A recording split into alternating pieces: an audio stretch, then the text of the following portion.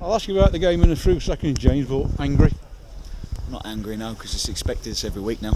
So you come away from home, third game in 7 days, and the refereeing decision just changed the game. So disappointed for the lads because they didn't deserve that. We were in the ascendancy clearly in the second half when it was 0-0. Game plan was perfect. We were in the ascendancy heavily in the start of the second half, and then it wasn't just that throw-in, it was the one before as well.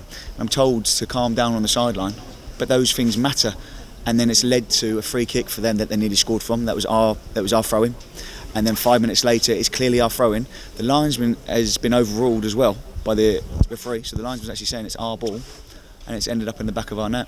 Now we've got to do better ourselves for the goal, granted, but the scenario should never happen. So I'm not angry, I'm just there's just no accountability for it either, because it's every week and it's started to become ridiculous. So the linesman actually gave it to us and the referees overruled it? Yes, correct. So over 90 minutes then, what's your genuine thoughts? Nothing in the game. And as an away team, coming into that passage of play in the second half when we were on top of the game in the ascendancy before the first goal, it's perfect. Because as the game opens up, you might catch them on the counter if they come into it themselves. But at that stage, I was very comfortable on the sideline. We were in the ascendancies clearly. We had more possession, more final third entries in that start of the second half, and penalty area entries, and we were looking dangerous. Goal changes the game, and obviously the second goal I'm very disappointed about because we've got to stop the cross, and Joel's got himself in a mix-up at the back post where his body shape's wrong, and he's ended up heading it down to their centre forward. But other than that, obviously nothing in the game. I think we've outshot the opponents again. Has it been 3 tough games in a week though? It has, but I don't want to use that as any excuse. It's not. It wasn't. It was a refereeing decision that's cost us because you don't know what's happening. And for the neutral as well, watching the game, I'm disappointed as well for the supporters as well, for both sides, because you want to see how it ends up, and we've been let down. Is it frustrating that the referee won't even talk to you? I don't want to comment on that. Say for 90 minutes, there was nothing in it, was there? No, but it's still 6 points from the first 3 back in, so it's still 2 points a game. You can flip the mindset now. We've got to be positive. We've got a game on Tuesday. They come thick and fast. We can't dwell. That's forgotten now. You're a positive person, positive. Can't we regroup and carry on? Of course, yeah. We'll be back in Monday.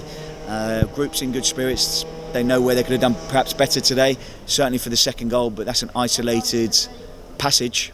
Other than that, I thought we played well again. How do you manage the players between now and Tuesday? Do you rest them, do you push them? No, we'll rest them, and we have to be light on Monday, and then we'll decide what we do on Tuesday. Will you be able to speak to anyone higher up about it at the league? Yeah, but you can dwell on that and you can try and get answers, but they can't change the decision. The game's done. We've lost 2-0. They've scored 2. We've scored 0. It's never been a 2-0 result, clearly on the balance of play, but that's the way it is. Some tired legs, I'd imagine, after this week. Perhaps not really though. I thought we looked strong. I thought we were going right to the end.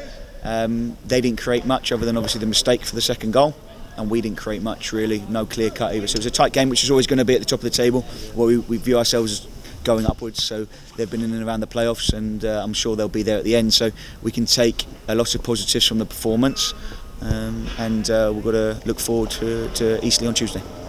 Have to rotate the squad again with a game coming up. Yeah.